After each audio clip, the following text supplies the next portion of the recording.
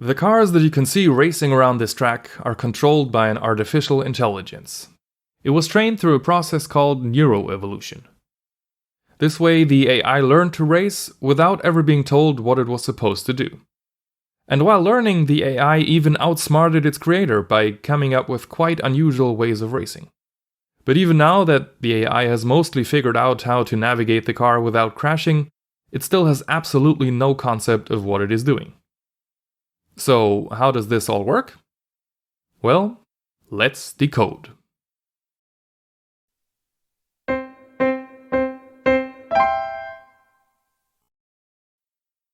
The goal of this project was obviously not to create an oversimplified version of a self-driving car, but rather to experiment with artificial intelligence. Nonetheless, I still needed a car, so that's where I started. What I created is certainly not the most accurate depiction of a race car, but it can turn and accelerate and brake. The car can be controlled through mankind's most precise way to control vehicles via a keyboard: the arrow keys. I also added a little bit of friction and made deceleration more effective than acceleration. Once the car and the very basic physics engine were finished, I began to design the first track. Defining the boundaries was fairly easy, but I needed a mechanism to force the cars to go around the track only in a specific direction. I solved this problem by adding a red line and this green area. This allows for the relatively simple logic that a car can only cross the red line if it's coming from the green area. If not, the red line just acts as a track boundary. I also added a blue dot to specify the starting position. I chose these colors so that I could pass this image to my simulator and easily parse the track data. This is what the track looks like in the simulator, and we can see that the car is able to cross the line in one direction, but not in the other. The only tiny problem that remains is that the car is still controlled by a human. But for an AI to be able to make any reasonable driving decisions, it needs information about the car and its environment. I chose to feed the AI with the car's current speed and the car's distance to the track boundary in 16 directions. These orange lines show the measured distances. And we can see that, even if the track is hidden, the lines give a pretty good estimate of what the surrounding track looks like. With the car and distance sensors all set up, I started to create the artificial intelligence, or more specifically the neural network. Essentially, a neural network is something that takes some numbers as an input and, through various calculations, transforms them into other numbers that are in some way more useful than the original ones. For this project, the car's speed and the 16 distances are fed into the network, which transforms them into two numbers that are used to control the direction and the speed of the car. The first number is used to determine whether the car should brake, do nothing, or accelerate. The second number is used to determine whether the car should turn left, go straight, or turn right. This way, the AI only controls the key presses just like a human driver would. I originally wanted to have 4 output numbers, one for each key, but then I realized that this leaves the possibility for the AI to come up with nonsensical combinations such as pressing left and right at the same time. With only 2 output numbers, the AI can't do this and thus has one less aspect to learn. On the inside, a neural network is made up of neurons that are arranged in layers. A neuron receives its input values from the previous layer, multiplies each of these with a specific weight, sums everything up, adds a bias value, and then passes the result through an activation function. The activation function I used is a sigmoid function that maps the incoming number to a value from 0 to 1. This process is repeated for all neurons in the current layer. Each neuron has its own set of weights for the incoming values and its own bias value. Once the results for one layer have been calculated, they are used as input values for the next layer, where the same process is repeated until the output layer is reached. Defining the size of the neural network for this project was quite difficult. As shown before, the number of neurons in the input and output layers are determined by what I thought is relevant input and output information. So I just had to decide on the number and size of the hidden layers. But as it turns out, this is absolutely not a trivial problem. Maybe one hidden layer would have already been enough, but I went with 2 since I assumed that it is probably better to have too much learning capacity than too little. As a consequence, I ended up with 308 values for weights and biases that needed to be set in a specific way in order for the neural network to actually return something useful. Theoretically, there are infinitely many values for each of the 308 parameters, but even if we assume that there are just 1000, then the number of possible combinations has well over 900 digits. So there is definitely no point in just going through them all. Instead, this is where the evolution part of neuroevolution comes in, specifically an evolutionary algorithm. An evolutionary algorithm starts out with a number of randomly created candidate solutions that are then continuously evolved. In each generation, the existing solutions are randomly altered. While this will make some of them worse, there is also a chance that the modification changes a solution to be better than before. The best solutions from one generation are then selected and duplicated to form the initial population of the next generation. In this project, a candidate solution was a set of the 308 configuration values for a neural network. For the initial generation, the values for weights and biases were just generated randomly. Altering a candidate solution was done in 2 processes, namely mutation and recombination. Mutation was done by randomly changing some of the weight and bias values. It could be run in 2 ways, either replacing a value with a newly generated one, or, less drastically, randomly adjusting the existing value. The recombination does not make random changes to a solution, but instead makes changes that are based on a randomly selected different solution from the current generation. Initially, I changed the solution by slicing off a part that is then replaced with a corresponding part of the other solution. But after some testing, this showed to only produce solutions that performed worse than both parents. So instead, I changed each value to be a combination of both solutions, with 80% coming from the current solution and 20% from the other. Once mutation and recombination have been applied to all solutions, the selection step follows. Here, for each solution, the fitness is evaluated, the solutions are sorted, and then the best 10% of the population are selected and cloned until the original population size is reached. Conceptually, this is relatively simple. However, the challenge lies in computing a number that quantifies a solution's fitness. Since a solution is the configuration for a neural network, I solved this problem by, for each solution, running a simulation with the neural network controlling the car. All solutions were given the same amount of time to drive, so the best solution is the one that gets the farthest. It would have been quite easy to just measure the distance the car had traveled, but then this solution would have a lower fitness than this solution, even though the first one has progressed a lot further. So my first attempt was based on the concept that if a car progresses further, it also has discovered more pixels of the track. I implemented this by setting a maximum viewing distance for the car. Within this circle, it could then look at the pixels and increment a counter every time it discovered a pixel it had not seen before. But even though this worked, it was quite expensive to compute. For the evaluation of the pixels, 216 target points on the viewing distance circle were determined. And then for each target point, all pixels along the path from the center to the target had to be analyzed. This resulted in well over 10,000 pixels being evaluated for each of the 50 frames per second. So instead, I used a different approach and found a way to calculate a static fitness value for each track pixel that does not depend on the position or orientation of a car. This meant that the fitness values only had to be calculated once before and could then just be accessed during the simulation. The calculation was done through what is essentially a breadth-first search of the track pixels that began at the starting point for the cars and added pixels to the queue based on this pattern. This can be visualized by assigning each track pixel a color for its fitness value. The color starts at red for the value 0 and then gets shifted towards a bright green the higher the fitness values get.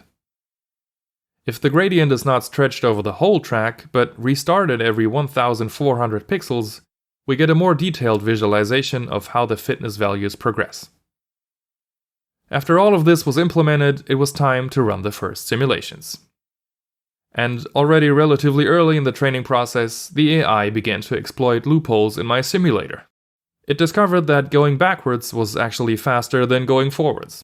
The reason for this was my lazy implementation of deceleration is more effective than acceleration, which at the time was just changing the current speed depending on which key was pressed. While this leads to very effective braking when going forwards, it also results in a higher acceleration and thus higher speed when going backwards. But once I added a mechanism that limited the reverse speed, the car started behaving as I had initially expected. As things seemed to work on the simple track, I moved on to the more complex one. There it became obvious that the AI was yet to discover braking and kept running into walls. I designed the walls so that they bounced the car back in the direction it came from, but this was apparently not detrimental enough. So I increased the incentive to avoid hitting walls by applying a penalty for each hit, which severely reduces the car's speed for 3.5 seconds. However, even after 80 generations, the AI still showed no intention of using the brakes. Hence, I increased the incentive to avoid hitting walls even more by introducing the concept of crashing. This worked mostly as intended, except that cars are now, again, going backwards.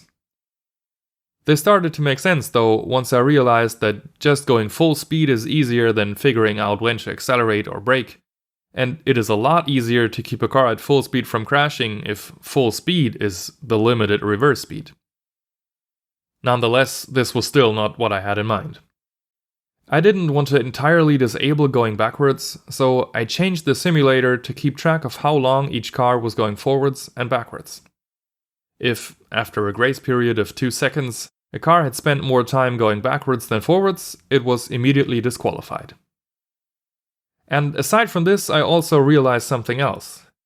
So far, I had been feeding the measured values for the distances and speed directly into the network. But while the distance values range from 0 to 1000, the value for speed only ranges from 0 to 12 and mostly does not exceed 10. So the changes in speed that should play a crucial part in deciding whether or not to brake probably got drowned out. To prevent this, I divided all distance values by 500 so that they only range from 0 to 2. And as most of the measured distance values do not exceed 500, the normalized distance values now range from 0 to 1, just like the results of neurons. Theoretically, I should have normalized the speed value to mostly range from 0 to 1 as well, but I purposely left it untouched to compensate for the fact that there are 16 distance values and only one speed value. With these changes in place, I started another simulation. In the first generations, the AI is, as always, absolutely clueless. But in Generation 4, it starts to figure out how straights work, and in Generation 5, we're already getting to the first turn. In the very next generation, the AI starts turning left, but it takes until Generation 16 for any significant progress to happen. In Generation 36, the AI manages to get just a tiny bit further, but does not improve at all until Generation 200, where it shows signs of trying to go straight after the turn. This evolves in small steps until it drives straight again in Generation 288. More than 60 generations later, we can see the AI turn right just a bit at the end of this run. And then it again took more than 60 generations until all of a sudden in Generation 418, the AI discovered that by slowing down, it can turn more efficiently. The pattern of slowing down to be able to get further in the right turn can also be seen in Generation 440, although slightly improved. 2 generations later, more cars exhibit this behavior. And there is also this very slow car, which did not make it to the very front, but could have had an influence on the slow cars in the very next generation. 2 generations after that, the speed had picked up again, but the foundation was laid for the breakthrough that was about to happen. In the very next generation, 446 that is, a car finally made it through the second turn. Well, kind of. But this new record stood unbeaten for only 3 more generations, until in generation 450 it was absolutely shattered. Slowly but steadily, the AI not only conquered the first 2 turns, it also made it through the third one and only crashed in the ensuing very sharp turn.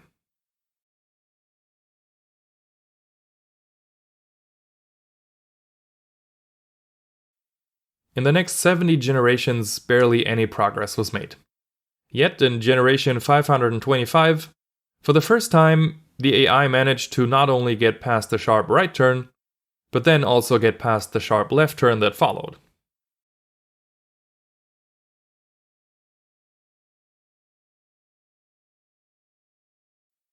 From there on, only 20 generations were needed, until in generation 545, the AI was able to complete a full lap.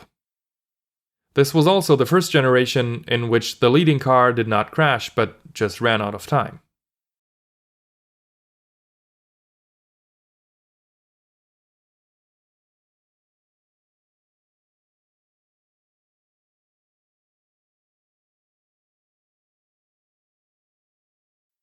The progress was relatively steady by then, so that in generation 576, the AI managed to complete more than 1.5 laps before running out of time.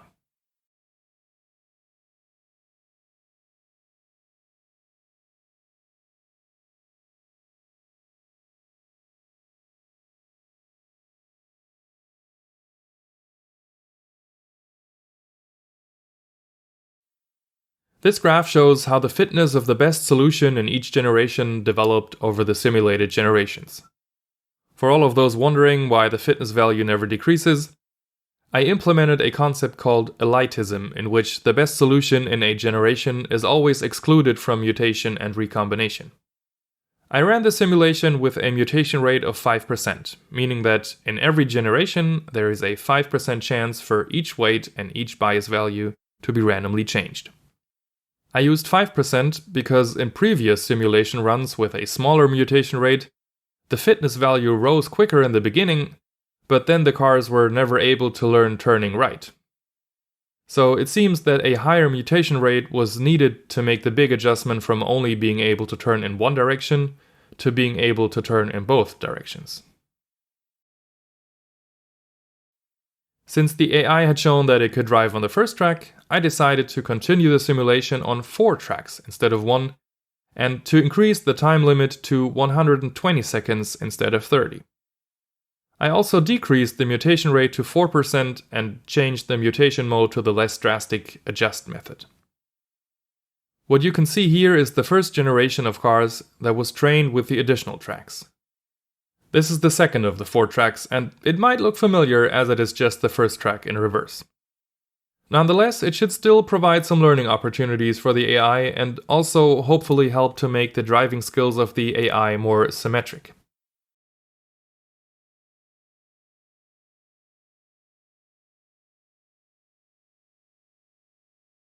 The third track is a completely new one with 2 very sharp turns in the beginning, a long straight, and some other hopefully new turns for the AI to discover. We can see that most cars don't make it very far, yet 2 cars manage to complete a full lap. The colors of the cars are calculated based on the sum of the fitness of all tracks. Thus, the blue car is the one that performed best on all tracks combined. However, this does not mean that it is always the best car on the track, as can be seen here.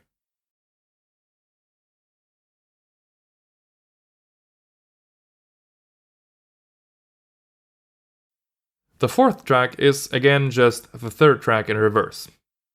Here, none of the cars managed to complete a full lap in the first generation.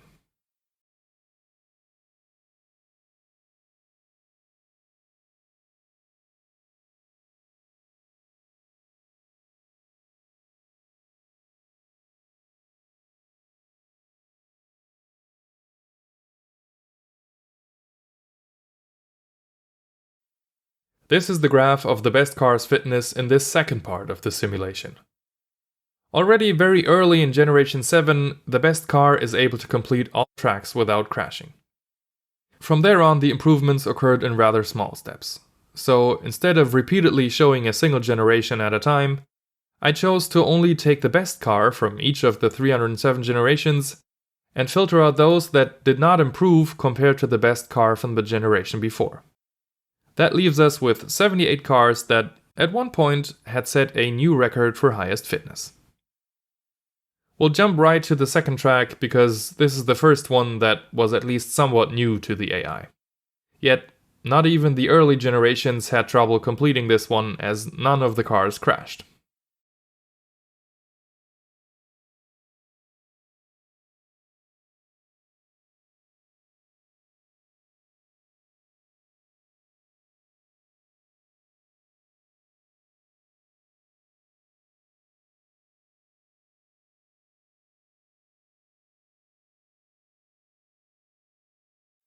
The third track was completely new, however, only the car from the first generation crashed early in the sharp turns, and just 2 more cars from the early generations crashed later after completing at least 1 lap.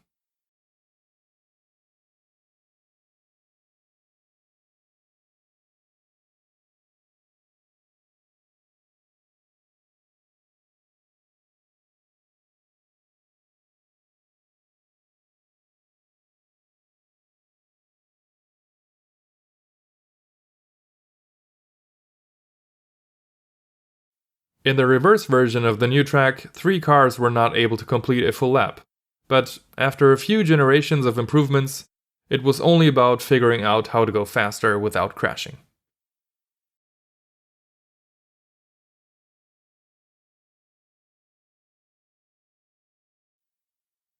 I could have trained the AI for even more generations, but I was curious to see how these cars would perform on a track that was not used for training.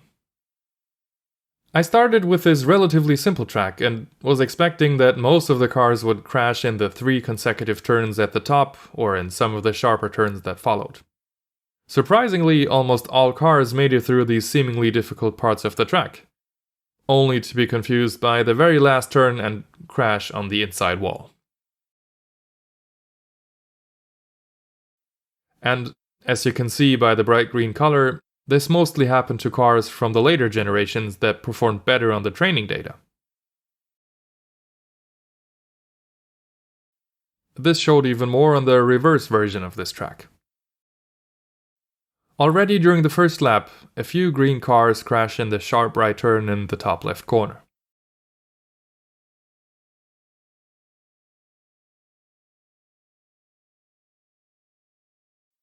And during the second lap, even more cars crash, including the blue one that performed best on the training tracks. After this, there is only 1 bright green car left. So, what was supposed to be the peak of this digital evolution is now being outperformed by earlier versions of itself, that may be slower but apparently are more robust.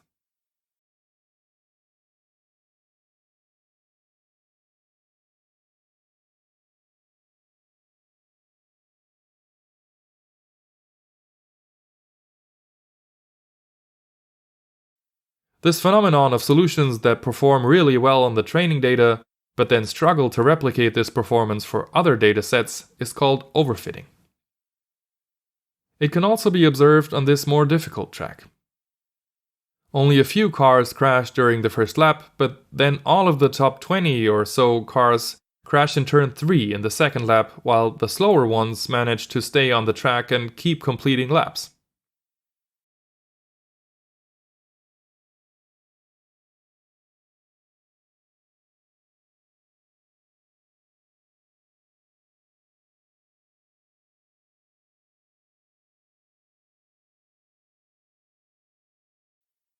The reverse version of the difficult track does not allow for the overfitting to show because the sharp right turns in the bottom right corner apparently have some characteristics that almost none of the cars are able to consistently cope with.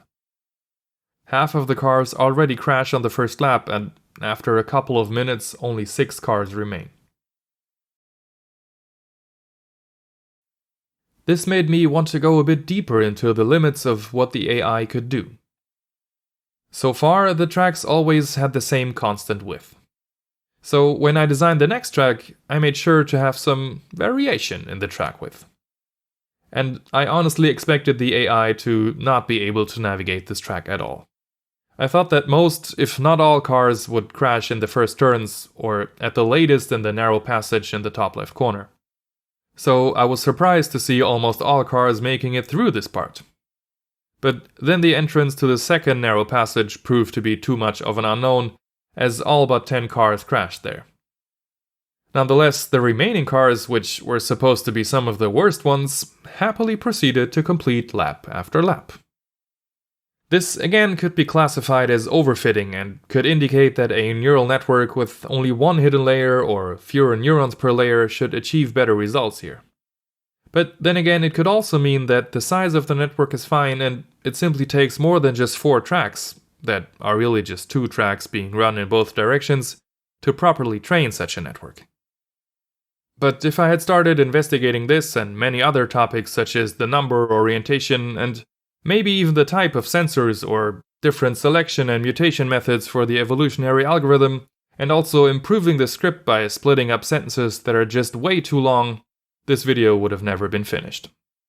So maybe I'll explore some of these concepts in a future video, but for now I'll leave you with these colored blobs racing on one of the more bohemian tracks I came up with. Blobs that are controlled by an artificial intelligence that, even though it seems like it could be a conscious digital brain capable of learning and outsmarting its creator, is really more of a gigantic equation that has absolutely no understanding of what the numbers going in and out actually mean.